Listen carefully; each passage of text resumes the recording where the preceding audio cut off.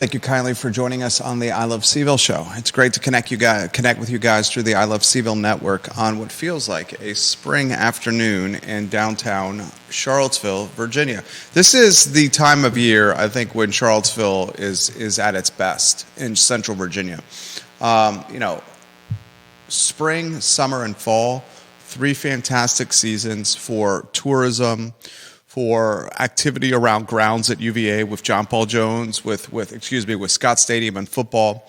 Obviously, tourism and weddings, all 3 seasons. But with the priority of outside activity, the spring always seems to be the best period for the activity for this community. And it's that time of year where it's not unbearably hot to participate and outside, fun, weddings, breweries, vineyards, downtown, you name it. It's just a perfect time. All right, a lot we're going to cover on the program, folks. We have another heavy-hitting doctor jumping into the drama in the high school cafeteria with UVA Health. Obviously, that's proverbial, but now there's another doctor that's saying Dr. Craig Kent and Dr. Melina Kibbe, the best leadership that the health system has had in a very long time. And he authors an editorial or some commentary, which the Daily Progress has published. I would give a word of advice to the health system. It's the same word of advice that I gave to the Lake Monticello Homeowners Association with this roughly $700,000 PPP loan that continues to penetrate the news cycle. Pay off the PPP loan, do the $150 special assessment per household, and get the story out of the news cycle. With the health system, it's the same thing. Get the story out of the news cycle. It is absolutely embarrassing, and it continues to erode credibility and brand equity for UVA Health. We're going to unpack that story on today's show. On today's program, we're also going to talk the Cavalier Daily. The student newspaper at the University of Virginia has ripped the UVA Board of Visitors when it comes to the dissolving of diversity, equity, and inclusion at Thomas Jefferson's University. On today's program, we're going to talk Darden Towe brouhaha, pickleball, tennis, pickleball. This is a brouhaha of significant proportions within the racket community. And right now, the fastest growing sport in America, pickleball, has proven to beat the institutional sport, tennis, from a court space standpoint at Darden Towe Park. We're going to talk on today's program Jerry Ratcliffe's fantastic reporting from over the weekend. We have insight into how Ron Sanchez now was fired by Carla Williams, the athletic director. Jerry Ratcliffe, guys, according to his sources, which are close to the program, reports that Ron Sanchez was fired, ladies and gentlemen, when UVA basketball returned to their hotel in Charlotte after getting bounced from the ACC tournament. Fired in a hotel in Charlotte by the athletic director, Carla Williams, a man who was thrown into a pit of fire a mere few weeks before the season started. The athletic director did not wait until the interim head coach returned to Charlottesville or even the next day or the day after before she announced the firing of Ron Sanchez. We'll talk about that today. Are we live, J-Dubs, on LinkedIn? I'm still working on it. I'm getting a lot of notifications from viewers and listeners that we are not live here. A lot I want to cover on the program, guys, and we'll take your headlines. We're live? Excellent work, Judah Wickower. Excellent work. Why don't we go to the studio camera if we could? Let's give a little plug here, some props to an institutional business in Charlottesville Sanitary Supply. 60-plus years of proudly serving this community, Charlottesville Sanitary Supply. John Vermillion, Andrew Vermillion, online at charlottesvillesanitarysupply.com and located, guys, on High Street. These are the businesses we want to see make another 60 years, so they need our support. It is important in today's 2025 ecosystem where folks are prioritizing online shopping from Fortune 10, Fortune 50, Fortune 100 companies, as opposed to shopping our brick and mortars, our local and legacy businesses. We need to change that habit. And we need to support the brick and mortars and the businesses local in this community if we want to see them make it another 60 years. And John Vermillion, guys, a one-time Chamber of Commerce Small Business Person of the Year. I mean, you're talking about a guy that significantly gives back to this community here. Judah Wickhauer, a conversational program today. I'm looking forward to spending the next 50 minutes with you, my friend. The headline that you find, Judah Wickhauer, most intriguing today? Is it the health system? Is it the DEI? Is it pickleball beating the hell out of tennis at Darden Park? Is it Ron Sanchez getting canned at a hotel in Charlotte? I mean, we got a lot of content today. That is pretty rough, getting canned before you even get home. Especially when you were just thrown into a pit of fire.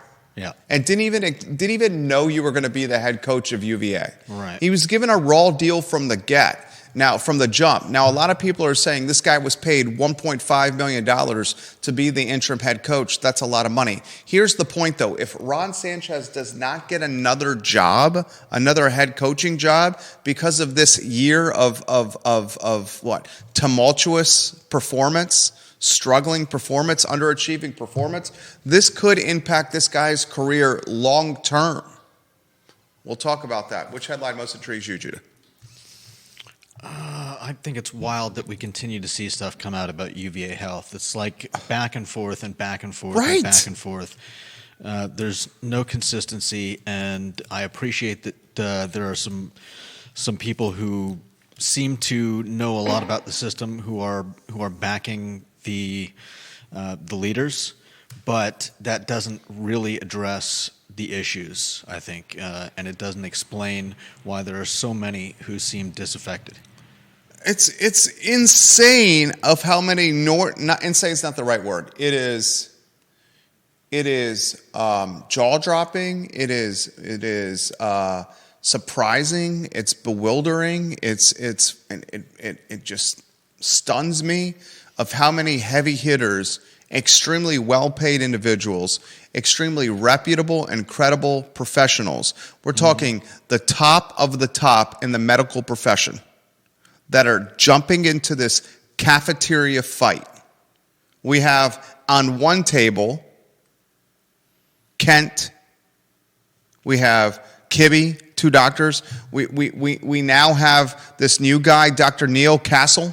Yeah. And you're going to let us know his title here in a matter of moments. Bill Crutchfield jumps in the mix, the owner of the namesake Crutchfield Electronics Store, backing leadership. And then on the other side, we have 128 anonymous doctors and others who are on the other cafeteria table, and they're throwing ho-hos and Twinkies and pizza and whatever's in their lunch pail, whatever's in their Wolverine or their Pokemon or their Bluey or their Betty Boo lunch boxes at each other in a high school fight at school. But instead of this being freshmen and sophomores and juniors and seniors in high school, these are grown-ass people in their 40s, 50s, and 60s that are paid hundreds of thousands of dollars, that are penning editorials or commentary, opinion pieces, letters to the editor, which the Daily Progress, who is struggling for content, is publishing in full, in totality. It's a mud-smearing campaign. Yeah. You want to set the stage on this one for what happened over the weekend? This comes from a former co-chair of Neurosurgery. He's, I believe, the current chair of the Focused Ultrasound Foundation. And, he writes a letter where he 100% backs the leaders of UVA. Including UVA the resigned Craig Kent Yep. and the dean, Melina Kibbe, both doctors. Yeah. But what I don't see is, he talks about changes that they've had to make. He talks about how they've been visionary and they've done amazing things with UVA Health since coming on board. But that doesn't really not even answer. It doesn't bring up a lot of the other issues that were penned by the 128 employees of UVA Health. And that's what I find the most disappointing with all of these letters coming out in support of UVA Health leadership. We have a report that we'll probably never see. And we don't even know what this fight is. I mean, we have an idea of what this fight is about, but we don't really know the results of the fight or why the fight was started. We have an idea why the fight was started, but we don't know who was right or wrong. Yeah, I mean, if it was just disaffection with leadership, I don't see why they would have. They seem to have information. They seem to have proof of problems that have been brought before the UVA Health leadership over the past year, 2 years, and have been ignored. Like, how would they have that proof if those things didn't exist? And so I get that some people think that UVA Health leadership have done a great job, but you're not addressing all the other problems. And put those two together, and it makes it seem like you're just trying to keep these people in their jobs. It's. I mean, and this guy here is one of the most respected men in his field. Yeah. I mean, his title again? He's formerly a neurosurgery chair, and currently a chair of the Focused Ultrasound Foundation. He talks about the fact that this is a chairperson, folks. He's been associated with UVA Health and the university for over 4 decades. Yeah, 4 decades here. And he's saying Kent and Kibbe, the best leaders, were his exact words, the best leaders we've ever had? I don't know about exact words, but pretty much. Ultimately, he says when they commenced their leadership, UVA Health was in decline, saddled with negative momentum. And so where's the truth here? This is where, as all things, I have to believe that the truth somewhere in the middle probably lies somewhere in the middle. Right. I think President Ryan was probably sincere in his own backing of Kent and Kibbe, and I don't know about the fraud and the abuse and the other things that the physicians brought up, but the two don't preclude each other. I'm going to just in bullet point fashion describe what has happened at UVA Health. This is an organization that generates billions of dollars billions with a B, of dollars every year. We had 128 doctors write an anonymous letter, and in their anonymous letter, they claimed that UVA Health was fraudulently billing patients, taking advantage of people while they're in their most vulnerable state, sick or dying, and trumping up the bills to generate more money. They claimed, among other things, that UVA Health was bedside, changing medical charts, bedside, while patients were in their most vulnerable state, sick or dying, and they were changing the medical charts because they wanted to maintain performance standards and regional and national rankings.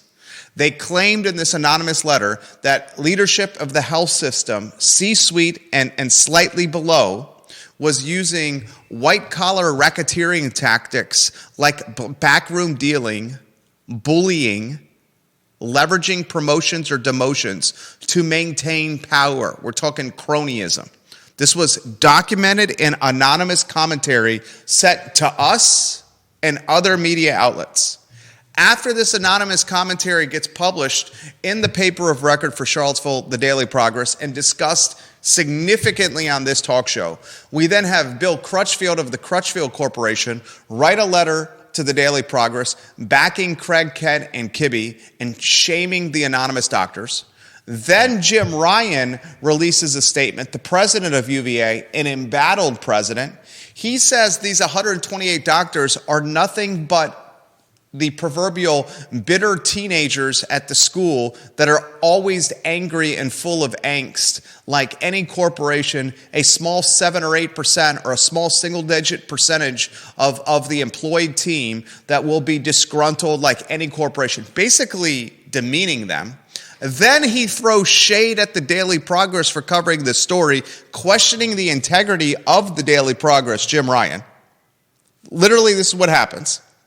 Then the anonymous 128 continue to paper the trail and pepper the trail. It goes before the UVA Senate, the governmental body for the University of Virginia, where you have professionals employed by UVA representing their various departments and teams and schools in a Senate type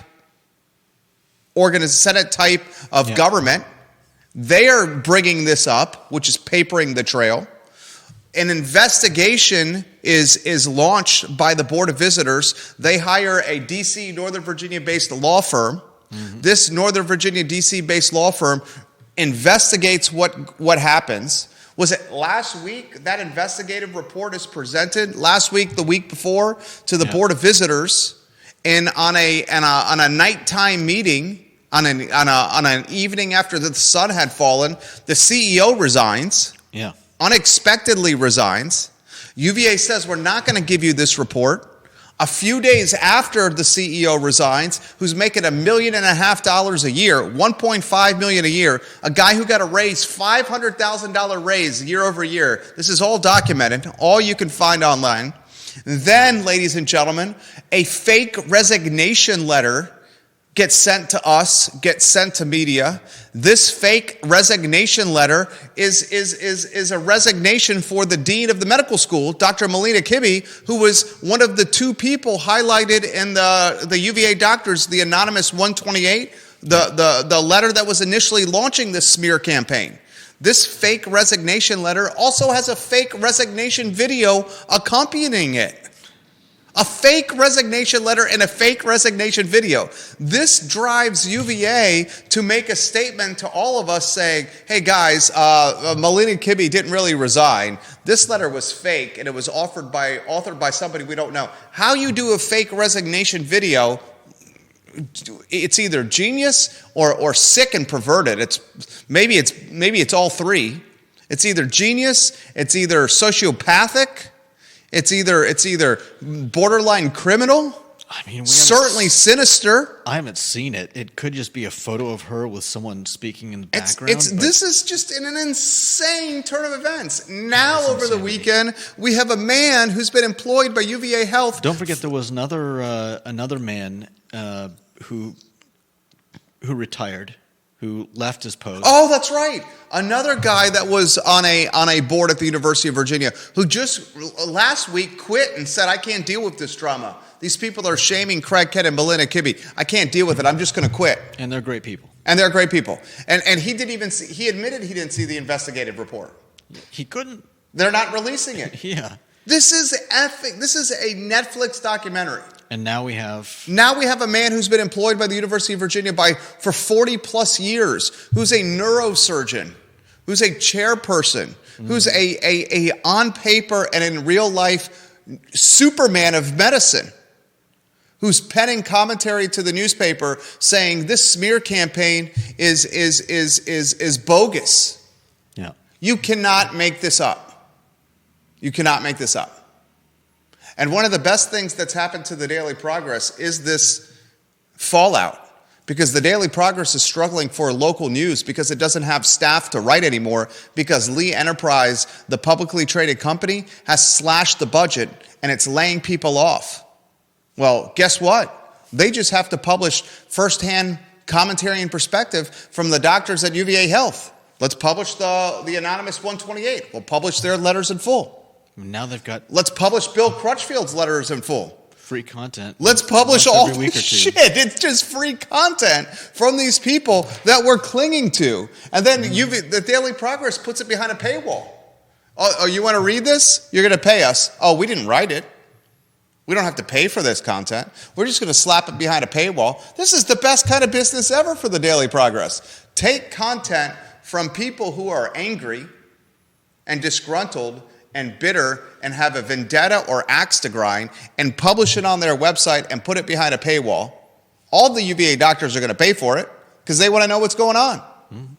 Oh, if I were Daily Progress, I'd create a flyer with a QR code that links you to a place where you can tell your story on their paper. Yeah. And pepper the UVA health area with the flyers. It's the main aspect of this story, the foundational aspect of this story is this. No matter the side you're on, or no matter where the truth lies, no matter if the truth is Kent and Kibbe are the fantastic leaders like this doctor is saying, or no matter or Kent and Kibbe are the worst of the worst like the anonymous 128 are saying. Mm-hmm. Here's the constant, depending on what side of the cafeteria brouhaha you're on. The UVA Health brand is being tarnished. Yeah. It's being stained, it's being tarnished. The integrity and the credibility of the brand, the equity of the brand is being diminished as the longer this storyline is in the news. Mm-hmm. And let me put this in perspective here. The university released this statement after the investigative report was studied by the Board of Visitors. The statement basically said, we have found no indication of fraud or medical chart changing, mm-hmm. no indication of wrongdoing, and we're not going to change anything. That's the statement they released. If that's the case, release the report. If it's truly the case, release the report. Yeah. If UVA is legitimately saying we didn't fraudulently bill patients, we didn't change the medical charts, there was no white-collar racketeering, there was no cronyism, no bullying, no leveraging of demotions and promotions to maintain power, no professional corruption. If that is the case, release the report. And when the report is released and the community reads the report, this story can have some closure. One would hope. Right? What is next? What's next? It's bananas to me. This is a banana story. I wouldn't be surprised if the next was from the other side coming forward and saying, look, all these people don't know the real story, and if they would just release the report, then we're certain that that there would be stuff that they would be surprised to hear. But who knows? Unbelievable. Viewers and listeners, let us know your thoughts. We'll relay them live on air. Someone put the script together for the Netflix documentary. Mm-hmm. Seriously. Someone put the script together for the Netflix documentary. Some filmmaker should create the documentary here. And it could be a whistleblowing style documentary. I mean, this is the fodder for a true crime podcast. Mm-hmm. Vanessa Parkhill, Logan. I got every media outlet in town watching us right now. TJ Stargell, Chris Allen, Vanessa Parkhill, Logan Wells Kalelo. Welcome to the broadcast. Unbelievable. Absolutely unbelievable. I could spend the entire show talking about this, but that wouldn't be fair to the show. Judah, what's the next topic we got to cover today? Unbelievable. And I want to give a plug for our partners at Charlottesville Business Brokers, online at charlottesvillebusinessbrokers.com. Guys, we have an opportunity with a branded gas station in Charlottesville that's for sale. It's a high volume branded gas station. It's got an asking price that ain't cheap. It's $4,100,000 asking price. But the financials back this up. If you're looking to get into this business, this is a fantastic opportunity to get a high volume, very high grossing branded gas station with deli. Reach out to us, our team at Charlottesville Business Brokers, online at charlottesvillebusinessbrokers.com. Next headline, Judah Wickhauer, what do you got? Next up, we've got Cavalier Daily condemns UVA Board of Visitors. The UVA is the gift that keeps on giving for content creator. The editorial team at the Cavalier Daily pens commentary ripping the Board of Visitors and their decision to dissolve diversity, equity, and inclusion at the University of Virginia. If you're living under a rock, here's what's happening. President Trump, his administration, is leveraging federal funding for universities, colleges and universities. And he's saying, if you don't dissolve diversity, equity, inclusion efforts at your respective college or university, I'm going to hold hostage the federal funding that you need from us to operate your college or university. Now, boards of visitors and leadership teams, presidents' offices are back against the wall. And they're back against the wall because the university and college business model, really, it's a broken model. It's a broken model for a lot of ways. Way number one, it's a broken model is we can't, as students and as parents, continue to come out of college and universities $250,000 or more in debt. That doesn't make any sense. Yeah. It's broken for another reason, because a lot of the stuff that you can learn at a university or college, you can now pick up in this world that we call the internet, YouTube, podcast, and online learning. It's broken in a lot of ways because 2025, a student has more educational autonomy than ever. The internet has democratized education. And coming out $250,000 more in debt just doesn't make sense to a lot of people. It's broken in a lot of ways because folks can go at 18, 19 right now and go to a trade school and become an electrician, a plumber, a carpenter, and make more money than a large chunk of the student population coming out of college with a degree and $250,000 or more in debt. Mm-hmm. It's got a lot of headwinds, college and education. Headwinds tied to the politicalization of learning on campuses and on grounds across the country. The indoctrination of ideologies when impressionable 18, 19, 20, 21, and 22-year-olds go to colleges and universities. Some people say are brainwashed or manipulated at their most vulnerable time of life, this rite of passage period of their life. So a lot of headwinds. Now you got a presidential administration, you got Trump's team basically saying if you don't dissolve or evaporate diversity, equity, inclusion, I'm going to hold federal funding. I'm going to hold it hostage. I'm going to leverage it. I'm going to leverage it against you. That's what he's saying. Mm-hmm. So now you got a board of visitors at UVA where 13 of the appointments on the BOV are Glenn Youngkin's appointments that are like, well, we need this money. Jim Ryan's not in favor of dissolving DEI. He's one of the most pro-DEI. He is the most pro-DEI president UVA's ever had, Jim Ryan. I could say that with confidence and conviction. Jim Ryan, the most pro-DEI president the school's ever had. He doesn't want to do this. Board of Visitors does. So Board of Visitors says, guys, this is gone. This is gone.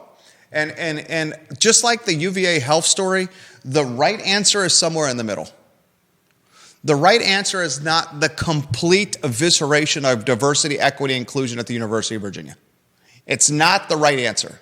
The right answer is not the DEI infrastructure that was in place before Trump got into office either. Because the DEI infrastructure that was in place before Trump got into office was bloated. They were paying too many people. Too many people were sucking the milk of the cow, the mama cow's teat. It was too much bloat on the payroll, too much overhead. There was some better situation here, some more refined or more in tune situation. But the tough part in today's world is this, Judah. It's either we got to go on that side of the line or this side of the line. It's no longer straddling the line. Yeah.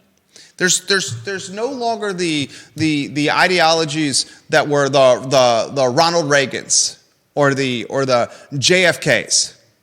The ideologies are now you're far right or you're far left. You're not in the middle, and that stinks. But that's the world we're in, and that's frankly a byproduct of social media.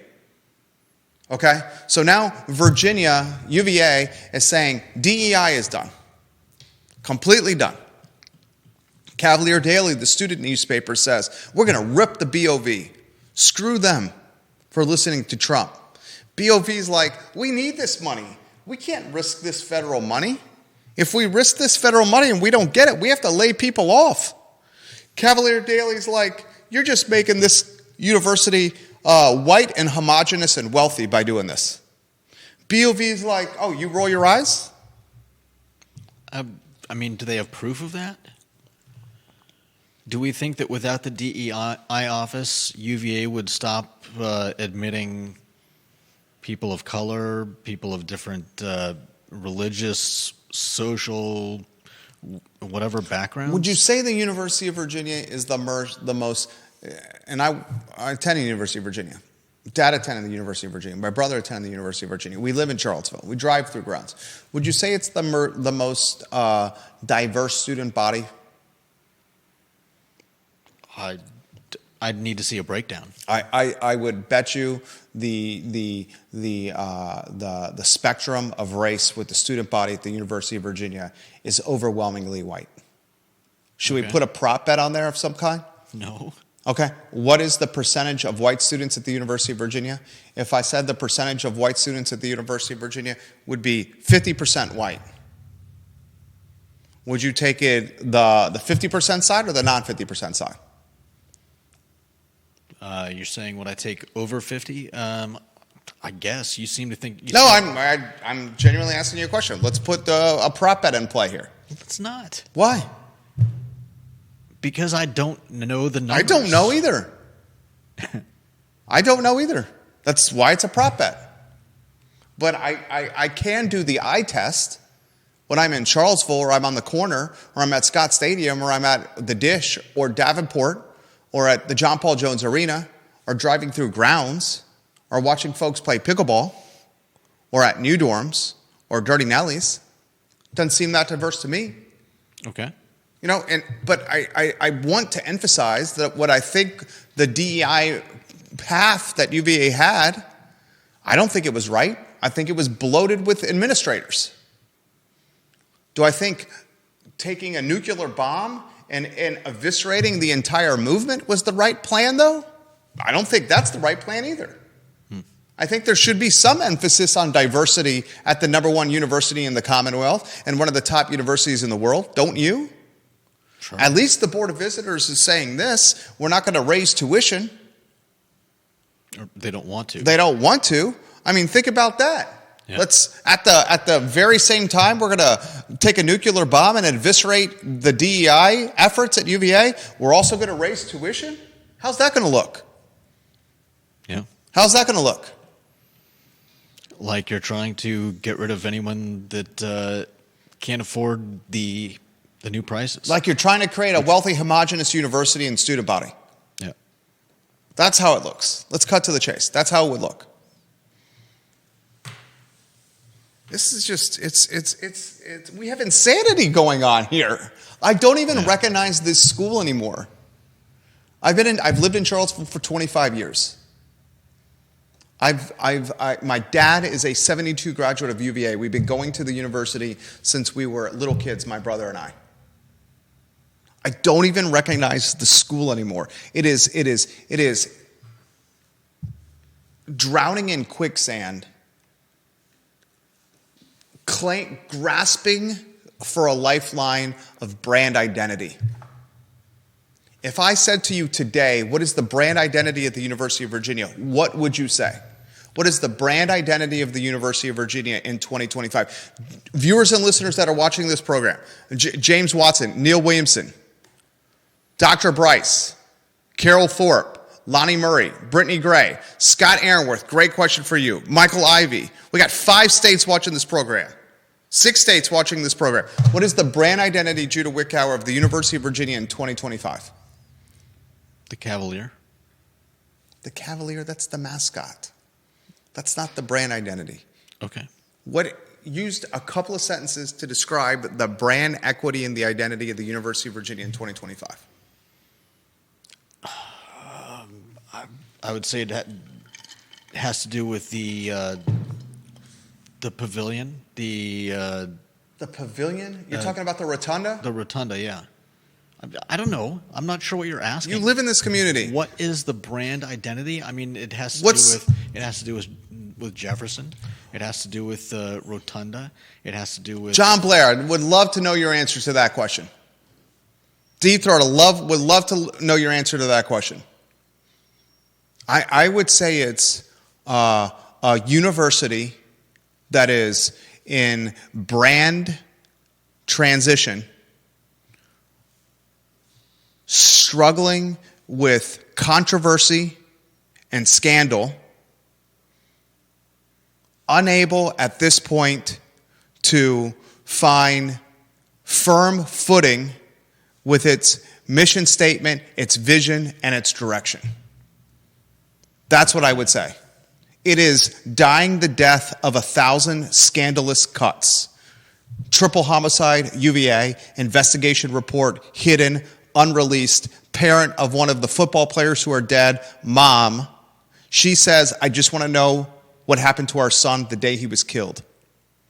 Mm-hmm. Drowning and scandal, pepper spraying students at a pro-Palestine protest in May.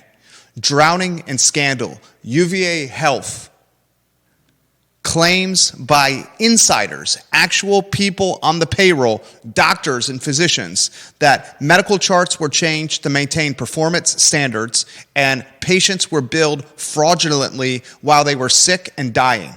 Dying the death of 1,000 scandalous cuts. Diversity, equity, and inclusion eviscerated with a nuclear bomb because Trump is leveraging federal funding against universities. Newspaper ripping Board of Visitors. Jim Ryan looking weathered and aged. I want you to see a photo of Jim Ryan today versus a photo of Jim Ryan right at the start of COVID. You can think of President Ryan's tenure, Judah. In President Ryan's tenure, he's had to deal with the pandemic and COVID, where students were legitimately sent home and couldn't learn on grounds. Yep. He's had to deal with the murder of 3 students at the hands of another student. Yep. That they potentially could have prevented. That they knew this other student who murdered the other 3 football players was a risk to the university. Right? Yeah. He's had to do from the fallout from COVID and George Floyd, where during his time, the Black Lives Matter movement and protests was at crescendo, at its peak, at its pinnacle, to the point where one student, Ziana Bryant, a Charlottesville activist, was trying to eviscerate another student's reputation. He's had to deal with pepper spraying students at the hands of the state police, where he's been the fall guy that ordered that call. Whether he was the actual fall guy or not, he's the guy that the people think ordered the call, Jim Ryan. Yeah. He's had to deal with this health system cronyism and white-collar racketeering, right? Mm-hmm. He's had to deal with this DEI stuff. Jim Ryan at the start of COVID versus Jim Ryan now, you put a photo side by side of what he looks like. We should do that on tomorrow's show. And you will see a man that is more weathered and tired and more aged than you see when presidents start a term and end their term in the White House.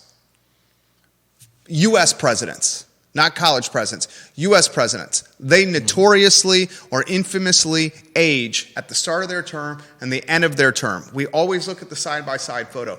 Jim Ryan's age exponentially more. Look at the photo side by side. Mm-hmm. He starts his tenure as affable and likable, sleeves rolled up, perched at his desk, tie at half-mast, communicating with the student body, with parents and the general public from his office, talking about how the university is going to manage COVID, affable, likable, approachable, agreeable. Now he is, what? Unapproachable? Antagonistic? Abrasive? All of the above? James Watson leaves a comment.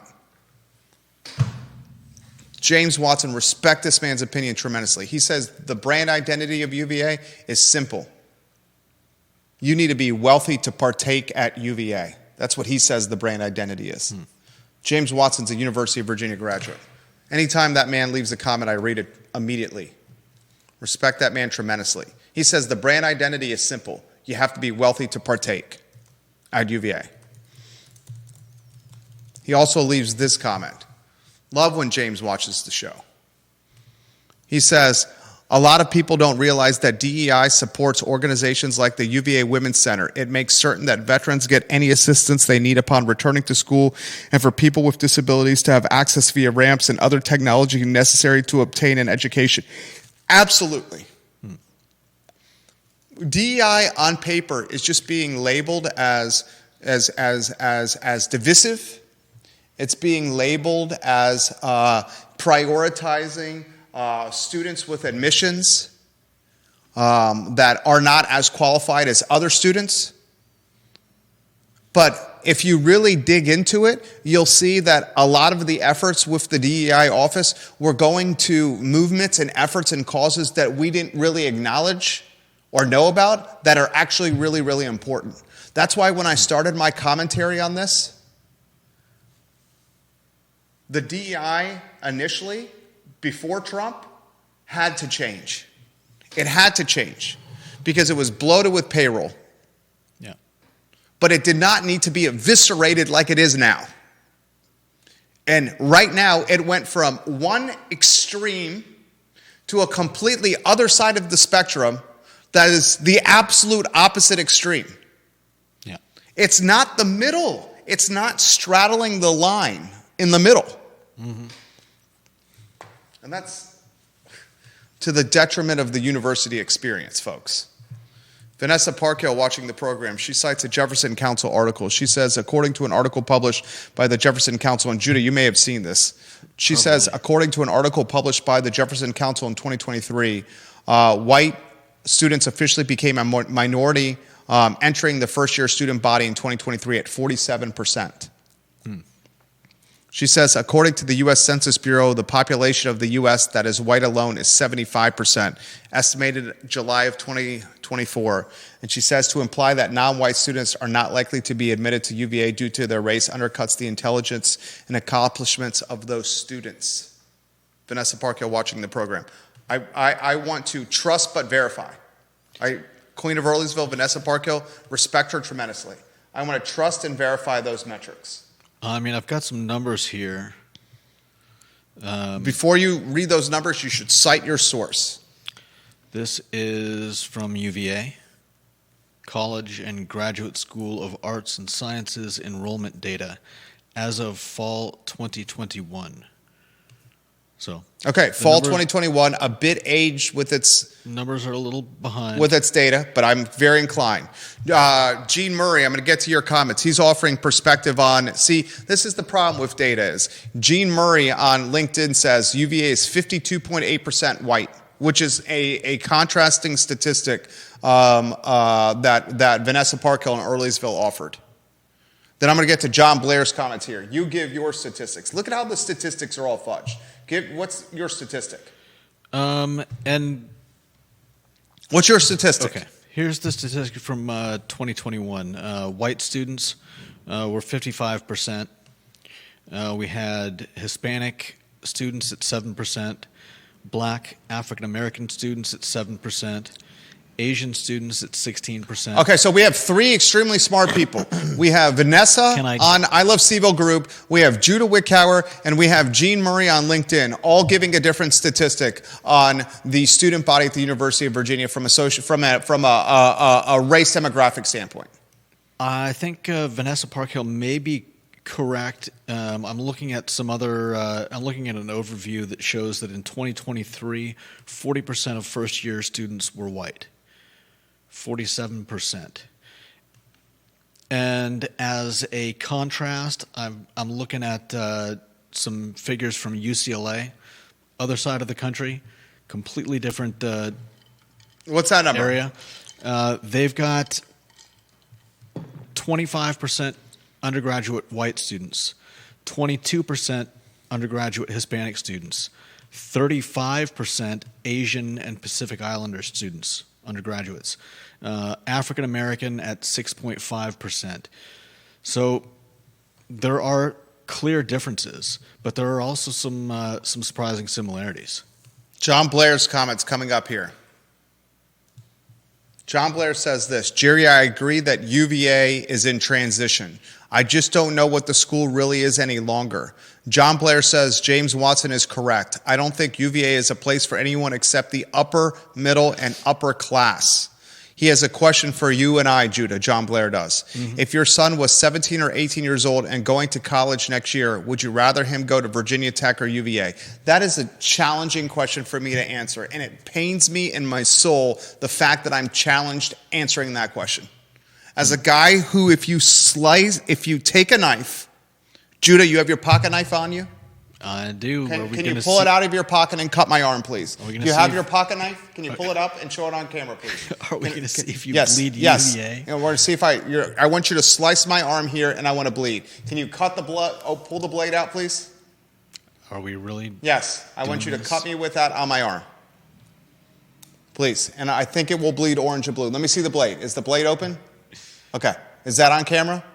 I'm going to come over here. I want you to cut my arm, and I want to bleed. I don't want to cut your arm. Please. Here. Can you cut my arm? No. I want you to cut my arm. Okay. Are you serious about this? I want to bleed. Don't. You're literally going to cut my arm, you sicko. You're going to cut my arm over there, you sicko. This is my point is this: as someone who bleeds orange and blue, it pains me to say that I'm. You know what? If he threw this option in there, Jerry, if your son was 17 or 18 years old, he's a junior in high school and applying for college, would you want him to apply to UVA, Virginia Tech, or would you want him to pursue 4 years not tied to college or a university? Learning from you in the family business. I genuinely would right now say I would like an opportunity to show my sons, the way of the world professionally, and what we do as a family and as a business to make a very, very good living, and how to broker deals, and how to buy real estate and seller financed opportunities, how to put 15, 20, 25% down and then rent the real estate that you buy with a 15, 20, or 25% down seller finance deal. And then you rent the real estate. And then next thing you know, you're buying $500,000 or $750,000 or $2 million properties. And you're only putting 15% down. And then you're having a tenant in place rent from you and take that space. And then the money you're charging the tenant covers the overhead tied with the space. So you're buying $1 million piece of property and you're putting $200,000 down. And then you're doing it on a 5-year term or a 7-year term. And you're quickly finding tenants by leveraging I Love CVille and your massive following. And when you have tenants in there, next thing you do, you get $1 million piece of property that you put $200,000 down, and you don't pay any money toward it because the tenants the tenant's money is going against the debt and the debt service. And then when 60 months, because you negotiated the deal on a 5-year term where everything had to be ballooned in 60 months, the entire principal was due in 60 months, it's free and clear. There's no overhead tied to it. I would love to show them that. I would love to show them how to read tax returns and financial statements and profit and loss statements and balance sheets and assess values of businesses that you then go out and sell and charge a 10% commission. $4.1 million gas station. $1.4 million quick serve business. $400,000 F&B. Love to do that. Well, this is the top line revenue, son, and this is the working cash flow. And they don't own the real estate on this deal. They lease here, and they have this amount of term left on their lease. And the owner is working in this business, so it's not as valuable as this business where the owner is absentee. I think the value is this, and if we do this, we can get this husband and wife team an opportunity where they can leave with a good chunk of money, and these new folks can buy this business and they have a head start versus starting it from scratch. And in the process of putting this deal together, everyone's going to be kind of happy, not really happy, because the best deals, not everyone's really happy. The best deals at the closing table are when everyone leaves a little disappointed and a little happy. And then we get 10% of whatever we determine the price is when the deal closes 90 days from now. I would love the opportunity to do that. Love the opportunity for when the businesses come into this office and I say, well, sons, this business owner is light on its social media, or it doesn't have an e-commerce website, or its website's not mobile optimized, or it's putting too much money in radio and television, and that's a dying medium. We can take this money and allocate it to Nextdoor and to Facebook and to Instagram and to LinkedIn and to Google Ads, and we can gain more market share for them. Do SWOT analysis on their competitors and provide it to them. And we charge $2.95 an hour to do that for them. You think they're getting that with Lou Bloomfield's How Things Work physics class? Do you think they're getting that at Anwar and creative writing? Or Larry Sabato's Intro to Politics? Or Ken Elzinga's macroeconomics class? Do you think they are? Do you think they're getting from UVA, this is how you respond to an email? This is how you balance a checkbook?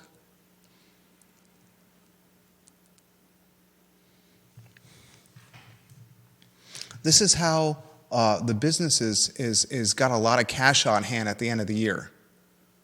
Do we want to pay the taxes on this cash in hand, or do we want to take the money and invest it back into the business by improving the network and the equipment, or buying some more real estate, or buying a company vehicle? I would love that opportunity to teach them that stuff, because it's taken me, I'm self-employed 17 years at the end of May of this year. 17 effing years. Wake up each morning and figure out how the business is going to make some money that day. 17 years of trial and error. And you can do all that, sons, without a $65,000 in-state, all-in, room, board, books, tuition, rent.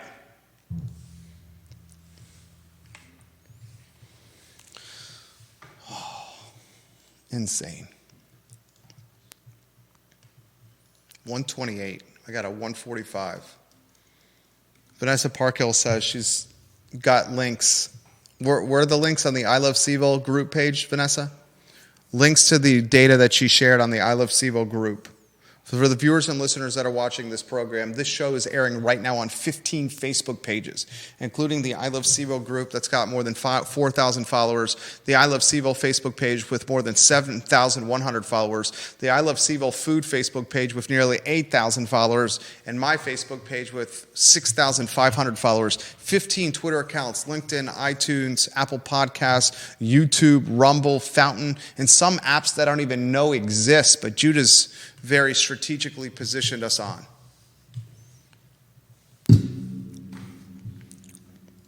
What's the next topic?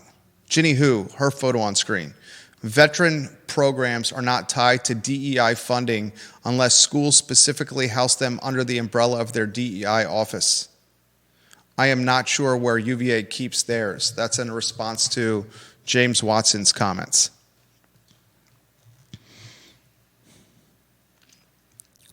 What's the next headline, J-Dubs, at the 1:30 marker?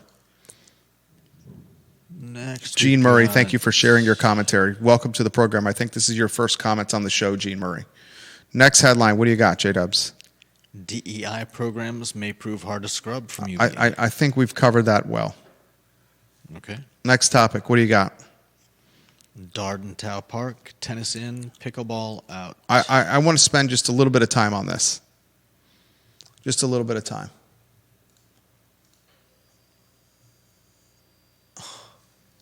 Albemarle County is getting ripped right now by tennis players because they converted the last remaining of the tennis courts at Darden Towe to pickleball courts. Or they're going to. They're going to. And the county is getting ripped because of this. They did a survey. Yeah. The survey results came in where more people surveyed wanted pickleball courts than tennis courts. The voting was almost even. Still more pickleball. To be fair. Still more pickleball. But on further investigation, I believe it was found that despite the fact that the voting was fairly even, what was going on is that the pickleball courts were always packed. Yeah, and the tennis courts weren't. Tennis courts weren't. Carol Thorpe watching the program. She And says, they if also- my son Matthew was typically functioning young, if my son Matthew was a typical functioning young man and capable to go to college or trade school, I would encourage him to go to trade school without hesitation. Skills in electrical, carpentry, plumbing, etc. will always be in demand, and he could build his own business. Great comment from Carol Thorpe. Judah Wickhauer, I apologize for interrupting you. I've played at those Darden Towe courts probably 100 times, pickleball. Pickleball courts were always packed. The tennis courts were rarely packed. Mm-hmm. This is a demand decision. The demand is higher for pickleball. It's the fastest growing sport in America. Tennis players may not want to hear this. Tennis is losing market share to pickleball. It's an easier sport to play. Despite that, they are making sure that there is tennis available. And one of those places is, I believe, Penn Park, which has quite a few tennis courts. I'm not saying that the people aren't justified in being angry that their place for playing tennis at Darden Towe is going to be converted, but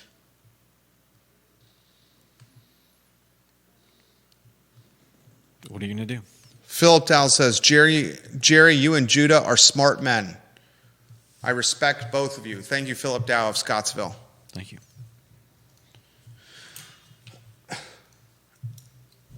Pickleball is taking market share from tennis. And tennis, an institutional legacy sport, is angry.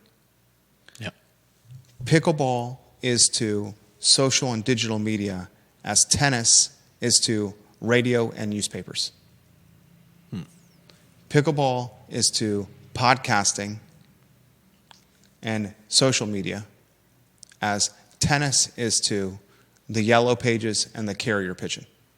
And there are tennis players that are watching this program and tennis instructors that are going to rip me the next time they see me. But these are the facts. It is way easier to pick up the sport pickleball. It is much easier to play.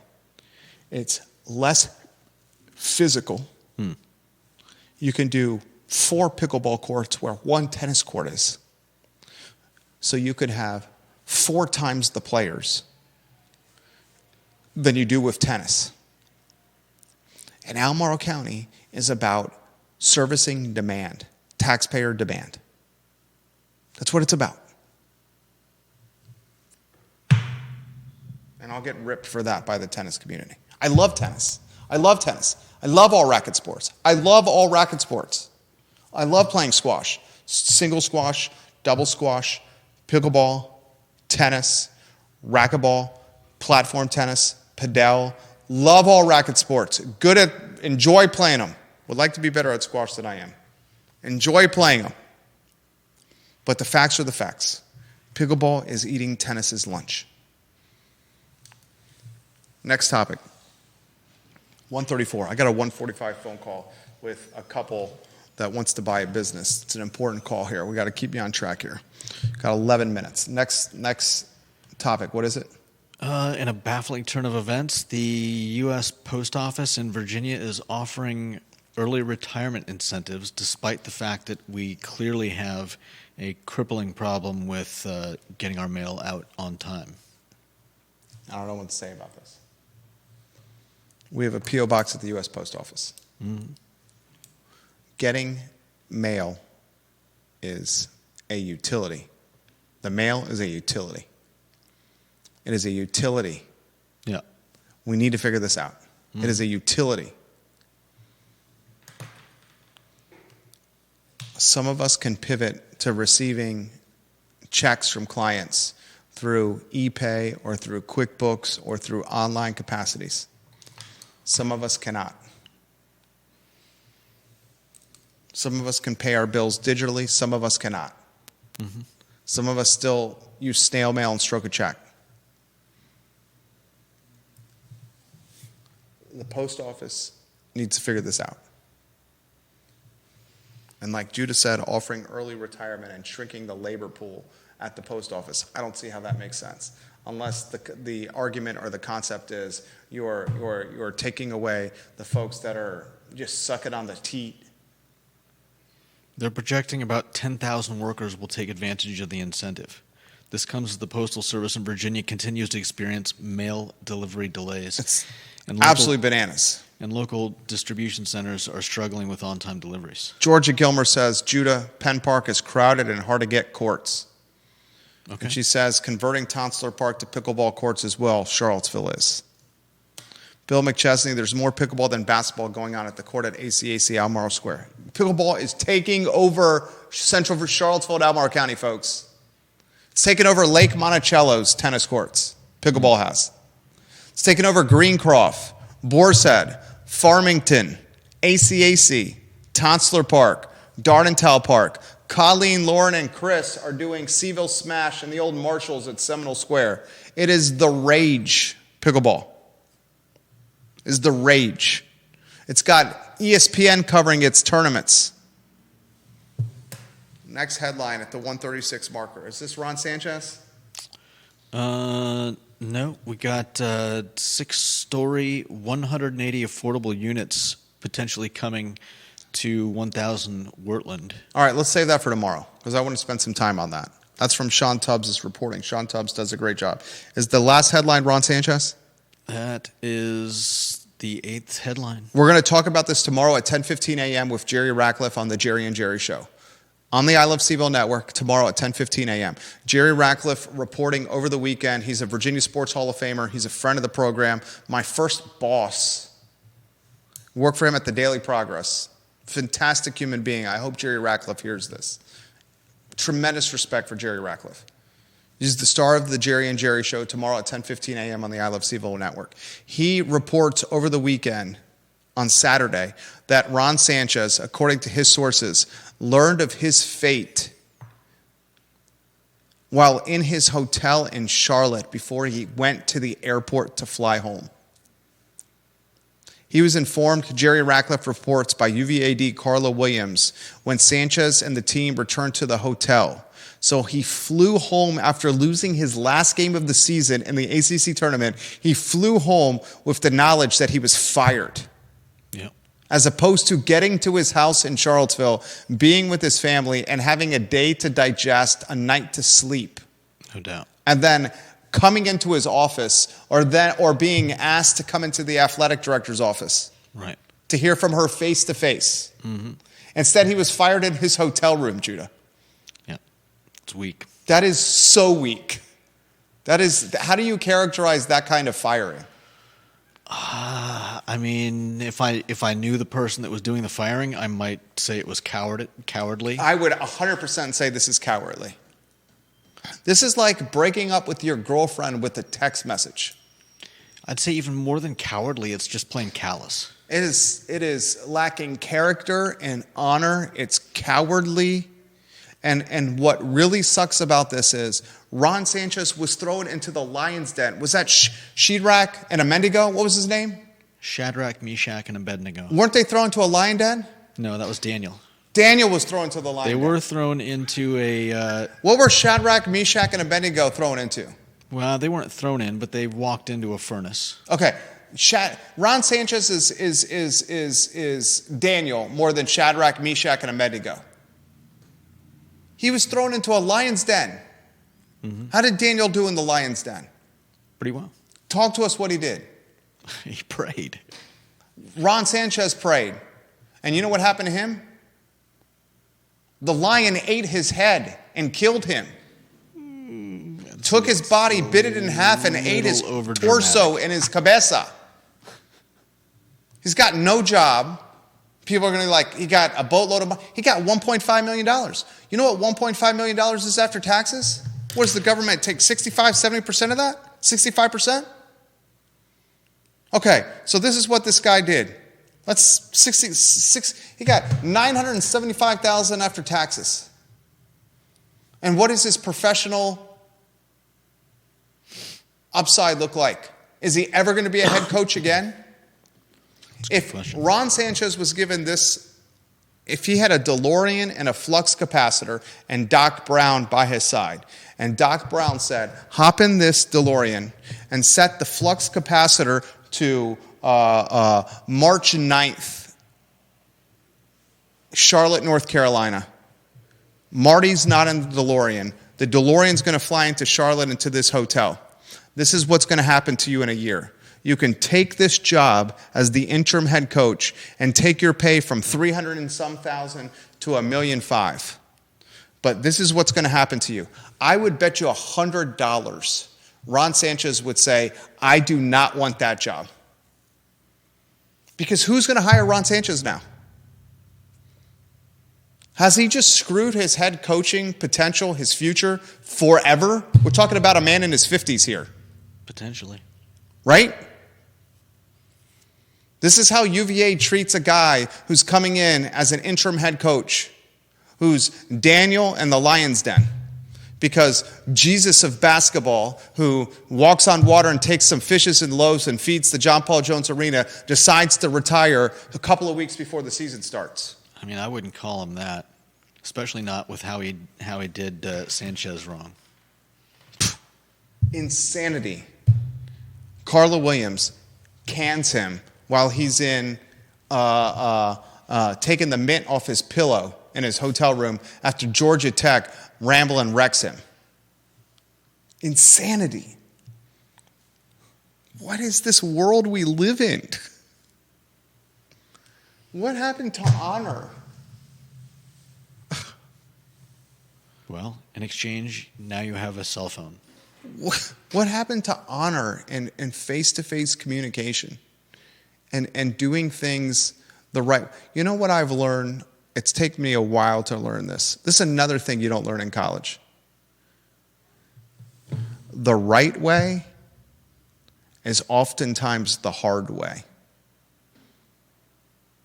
Yeah. That's a lesson for your kids, parents that are watching this show. The right way is oftentimes the hard way. Mm-hmm. And if you think a shortcut is the right cut, it normally ends up being the long cut. It's the Monday edition of the I Love CVille Show. For Judah Wickower, I'm Jerry Miller.